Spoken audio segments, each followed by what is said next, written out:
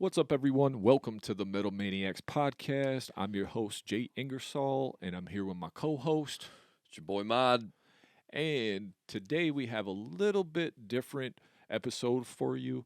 It's Yeah. been a strong week in metal, and this is a special episode. It's going to be a real short episode, but I just wanted to talk about these releases that came out this week. So usually we stack these podcasts up. They go pretty fast.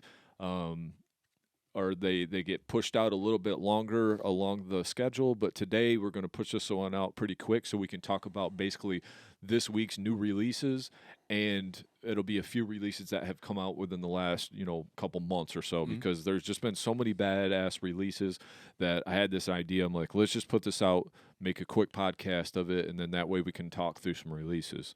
So we got a few that we're going to talk through that have came out before, but I'm just going to go through a list, and I'm getting this list from Lamb Goat, and this might be something that we do frequently if we have some strong weeks of releases in metal. Yeah. So this week was a real strong one. A lot of great albums came out that I listened to from front to back. Mod sampled some of them too, so we definitely want to talk about them. So what I'm going to do is I'm going to go through this week's new releases. I'm just going to list them off, who they are, and the name of the album. They all came out, looks like, on 9/8, so just a few days ago. And then after that, we'll trug back around and we'll kind of give your thoughts on the ones that really stuck out to us or the ones that we took the time to listen to. And then we'll want to tell you guys about a few releases that we've been listening to that have come out over the last few months that you guys should check out. So let's just start at the top here. If I don't pronounce every one of these band names right, it's pretty much par for the course at this point, so I mean, get used to it. So we're going to start right off. Like I said, they all come out 9/8, so I'm not going to repeat that, but Almeda. I think it's Alameda. Alameda? That makes Okay. sense. Yeah. And the record's called Alma, Angel Dust, Brand New Soul, Antipod, Evil, spelled kind of weird, Art of Shock, Shine Black Light, As Friends Rust, Any Joy, Biocancer, Revengeance. Making up shit. Yeah, that's why I was like, wait, that's not a word I'm familiar with. Conquer Divide, Slow Burn, Cryptopsy, as Gomorrah Burns, we'll talk about that. Damnation Plan, The New Horizon, Dandelion, Sure. like Dandelion? Yeah. Okay. Fatum is their name of the record. Dark Reflection, Everlasting Night. I actually checked that one out, so I'll talk a little bit about that. Death Shroud. Parhelion. Okay. Domcraft, Sonic Moons, Dying Fetus, Make Them Beg for Death. Ego Kills, so self-titled. Ethereal Tomb, When the Rivers Dry. Excarnated Entity, Mass Grave Horizon. They're on Nuclear Winter Records, so you can kind of guess what that's going to be. Finter Forced, Genestes EP. Fire Down Below, Low Desert Surf Club. Okay. Fossilization, Leprous Daylight. Gory Blister, Reborn from Hatred. You could probably guess what that band's about. Gross Reality, Return to Ruin. Hanging Fortress, Suspended in Torment. Hawthorne Heights, Lost Lights. Head Cleaner, The Extreme Sound of Truth. Heems, Stranger in a Wasteland. Kevlar Tack, Endling. Nasty, Heartbreak Criminals. Pain of Truth, Not Through Blood. Peeling Flesh, Slamaholics Volume 2. You want to take this one?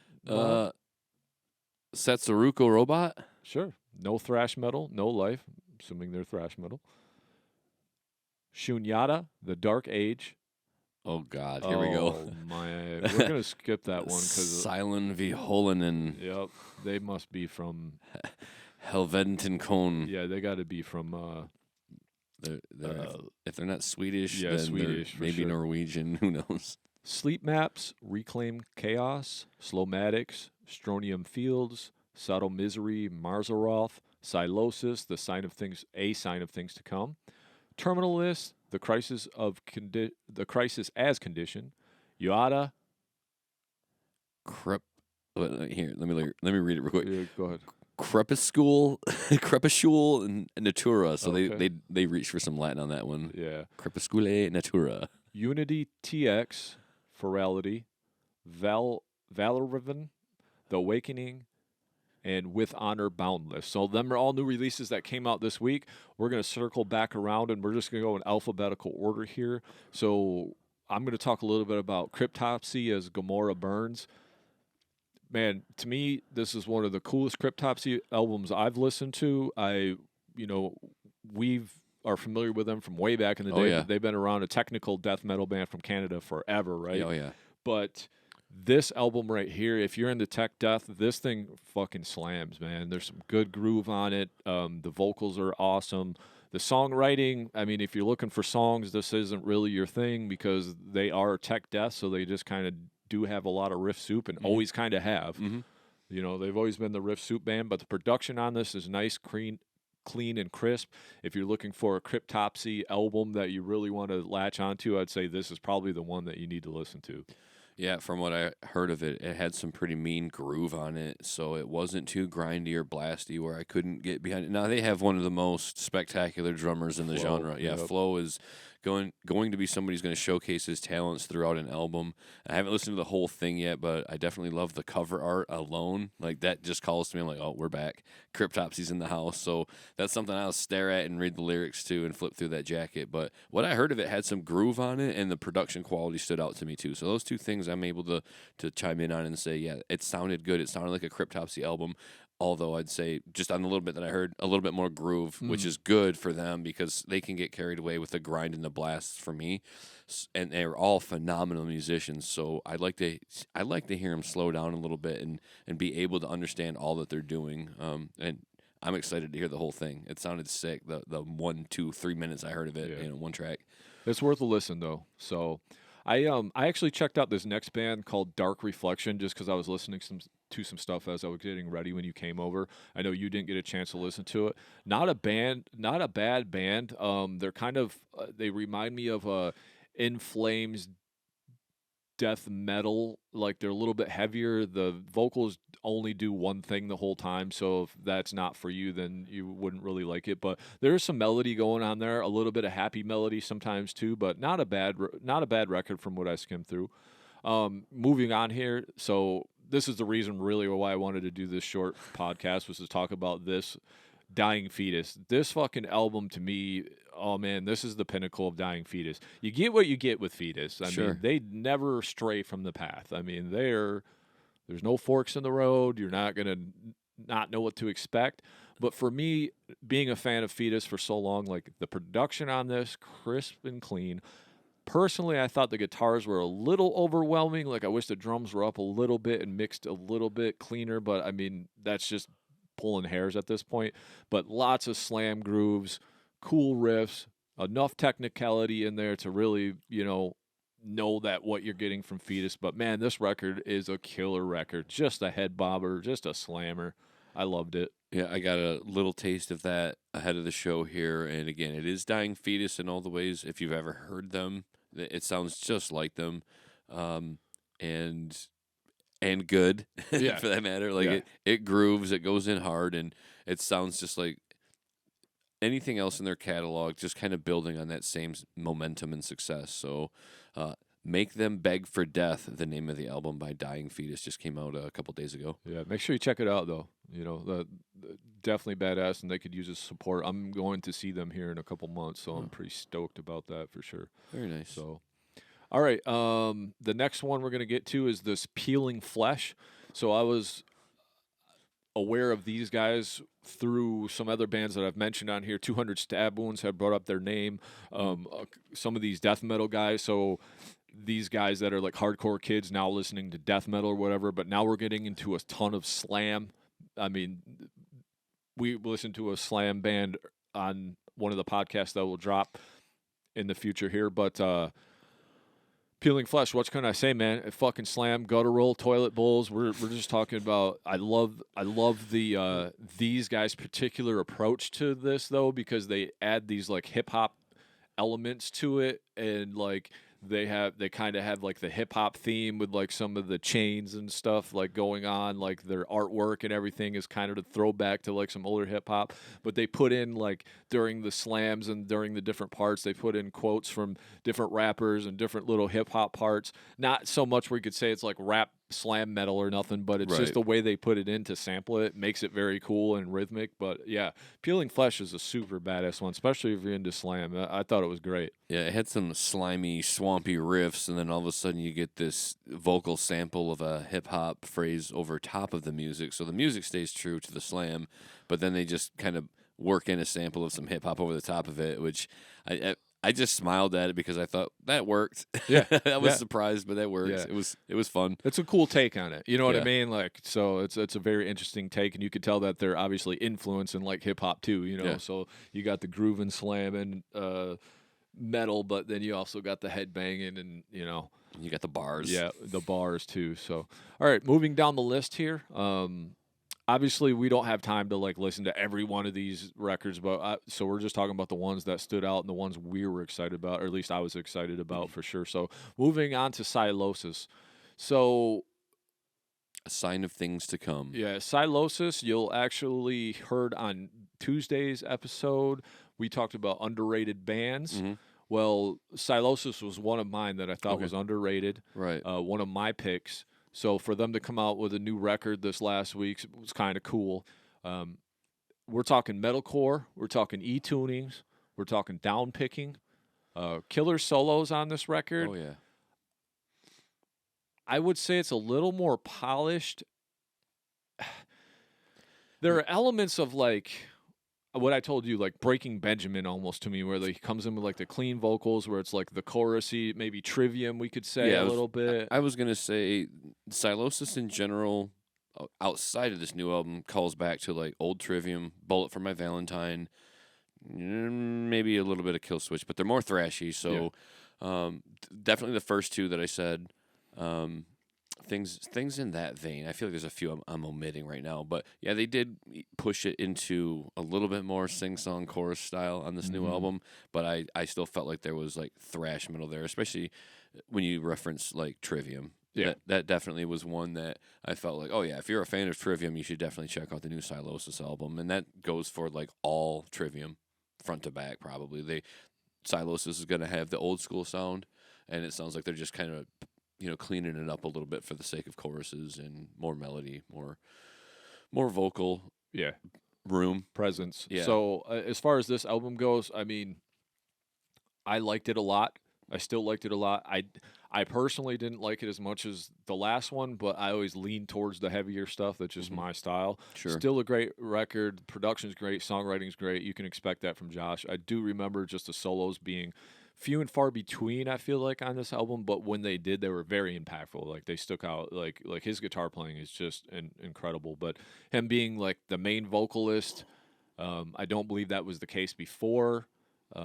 Maybe it was. I know there was a time where he became the main vocalist, but there Sure. was some vocals going on. But still a great record. You guys should check it out if you're into like metalcore type stuff. Yeah, I mean, a band name I'm familiar with, but since we've been doing this podcast, a band that I've been listening to a lot more every chance I get, they'll pop up either on the radio on Liquid XM, or I actually make the time at home to dial them up, and I've been impressed with everything I've been listening to. So I need to sit down and listen to the full album, but the little bit that I did hear, you can tell that they're not abandoning their sound whatsoever. No. They're just adding a little bit more Yep. to it. So I would expect that if you're a fan of Sylosis, to know that there's going to be some maybe more choruses and singing on there. And if you've never heard of them, check them out. Yep. So that kind of completes this week's list, just of the ones that really stuck out to us. I'm sure we could go through and maybe find a few other ones. Nick and I did listen to this Kevlar Tech band. Take it as what you will. It doesn't really have a spot on this podcast. It is on the heavy metal releases, but to call it heavy metal is a man, Stretch. Yeah, it is a stretch. So it might be for you, just not for me. So Might have to hear more of it to know Yeah. if they do lean into their metal inspiration or influences in other parts. But yeah, I didn't hear metal jump out to me. It might be for fans of metal, in some capacity, Right. But it sounded more hard rock or otherwise alternative stuff. So that's this week's list, but we also want to touch on a few other, since we're talking about new releases, we want Yeah. to talk about a couple more releases that kind of stuck out to us that have come out within the last like few months or whatever, just because we don't do this kind of podcast that like is time relevant all of the time. But I just thought this was a very important, and you might see some more episodes like this if we have big weeks of metal and I dive into these lists. And if you guys like this, just let us know. But what was the band that you showed me? Do you want to speak on that? I mean, I know the name of the band, obviously, but do you want to speak on that first? And I can kind of tell you what I thought. Yeah. So the one that I wanted to speak on was the new album by Crypta, Shades of Sorrow. Now, the members of this band come from another band leading up to the evolution of Crypta, and that band was Nervosa. And Nervosa kind of splintered off and fractured into two bands. So now you have Nervosa on the one side, and then you have the other members that left Nervosa. They formed Crypta, and they just put out a new album called Shades of Sorrow, and it came out August 4th, so a month ago now. And to me, I will keep it simple in my review and say, for fans of the band Death, plain and simple. They're death metal. They are melodic, but they're very thrash death metal. So they're right there in that like spiritual healing vein. Maybe they'll get heavier like Human, but they're not as groovy as all that. So maybe even an individual thought patterns type. I can't say enough about this band. Like their lead skills, both of them, they do a lot of the dual harmonies. And there's obviously just it's death metal through and through on the vocal front. There's a very Chuck reminiscent vocal. Oh yeah. So if you're a big fan of Death, and we are, check out Crypta, Shades of Sorrow. Jay, what did you think the little bit that I offered you?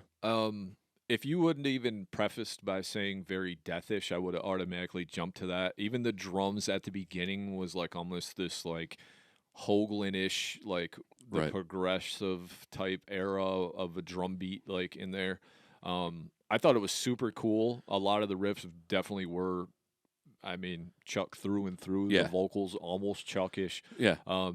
And it's hard to say because obviously you'll never be the originator, but I do appreciate the influence. They 100%. do shred. I did like the riffs, like tasteful riffs. Yeah. They added in some like tapping where, you know, it's some callback to the spiritual healing type thing or whatever. But I mess with it. It's definitely a band that I'm going to be listening to more as well. So. Yeah. So for us, you know, the style that they do, we've kind of heard it. And it almost, and I want to tread carefully here. It's kind of like dated and tried and true. It'd be like us trying to write Heartwork right now. Right. It sounds like they really are like listening to that mid-90s Tampa death metal and replicating it. But to their credit, somebody's got to do it, and they're one of the best to do it, I feel like. And there aren't enough bands really like taking and, say, emulating Death and making it like, oh, like Death has a whole genre. Like, yeah, we have death metal, but we don't have enough bands that I feel like sound like Death, and that's okay by me. But keep up the good work. Make sure that you're doing it in a way that's tasteful. You know, it's an homage to Death, but also do your own thing. Add new elements. Let's see what Cryptid does when they don't sound like Death. You know, like I want to hear some of the newer influences that they might bring to the table. So I'm excited to hear the full album, Shades of Sorrow. I've listened to maybe 2 or 3 tracks is what I've made time for, and I absolutely love it. They rock. They jam. So check them out. Especially for fans of Death, I don't think you'd be disappointed.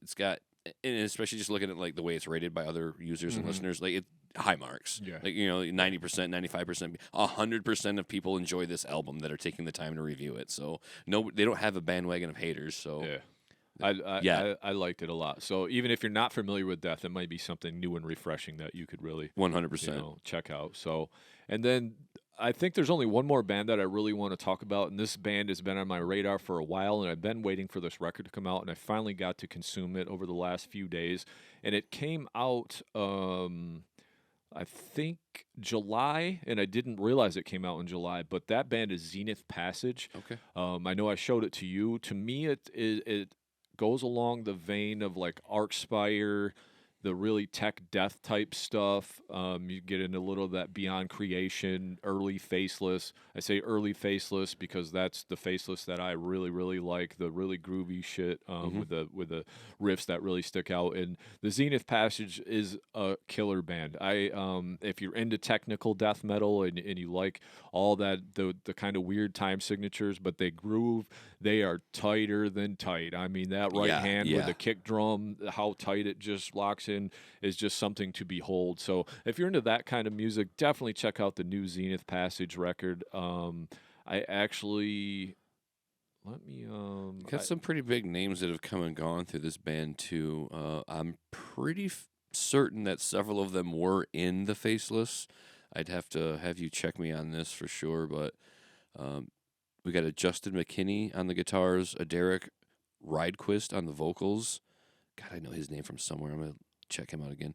Brandon Giffen on bass guitar and Christopher Beatty on guitars.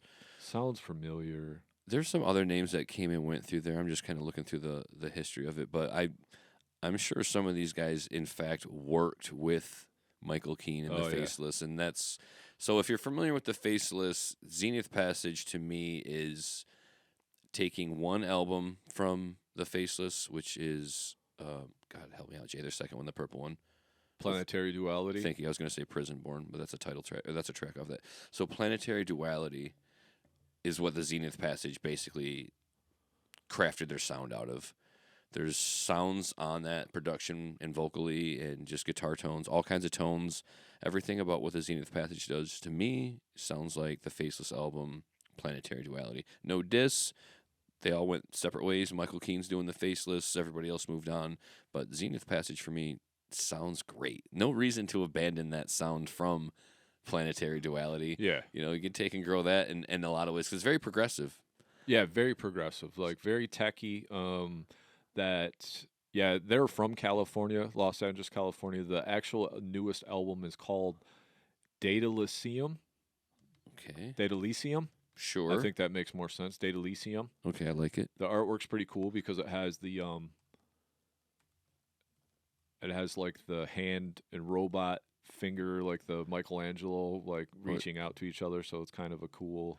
It's definitely something that looks like it belongs today with the AI taking over everything. It looks like a kind of like a way of combining technology in our organic bodies coming together is what the artwork seems to call out to me. Like almost like a Lawnmower Man type. It seems like you've got organic on the left and then some sort of cyborg on the right coming together here.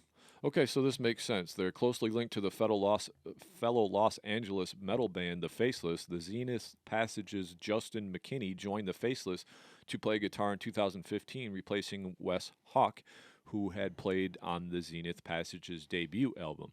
Derek Demon Carcass Ridequist and Brandon Griffin, who had played on The Faceless' first two albums, joined the Zenith Passages in 2001. So Michael Keane, just with his lack in ability to keep a band together, they were like, hey, let's go start this band, but not with Michael Keane. Yeah. Basically. Yeah.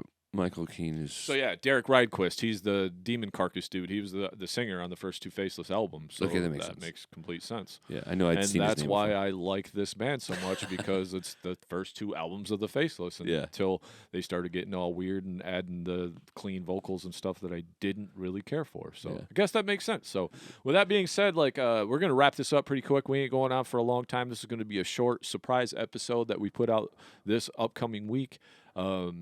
If you like what you heard, like, share, subscribe, all that good stuff. Give us a follow. If there's something new that you want us to check out, make sure you comment below. And we really appreciate you guys checking out our material. Hopefully you guys like the Tuesday's episode of the underrated bands that Nick and I chose 5 each and we went through. So that episode's out now. So go back and listen to that if you haven't. Let us know some underrated bands. But yeah, it was a big week in metal, and I just wanted to throw something out there that was pretty quick and just saying, hey man, there's a lot of cool new albums out. Yeah, you get a Dying Fetus and a Cryptopsy on the same day. And a Sylosis. So that's why I got this idea. Maybe we'll do it again. It's hard to find the time to put the episodes out that quick, but with that being said, we will do it if there's a big week in metal, and that's one of these time constraint things where we can't film it and put it out in 4 to 6 weeks or whatever. We really want to get it on the docket as soon as possible. Yeah, if any listeners are out there that know of a new album that they're looking forward to, put it on our radar so that we can listen to it and maybe try and review it in advance too. That would be super cool. Yes, for sure. So with that being said, well, like, share, subscribe, follow, all that good stuff. A big share to any of your metalhead friends really helps us out. We really appreciate that, and make sure y'all keep it metal.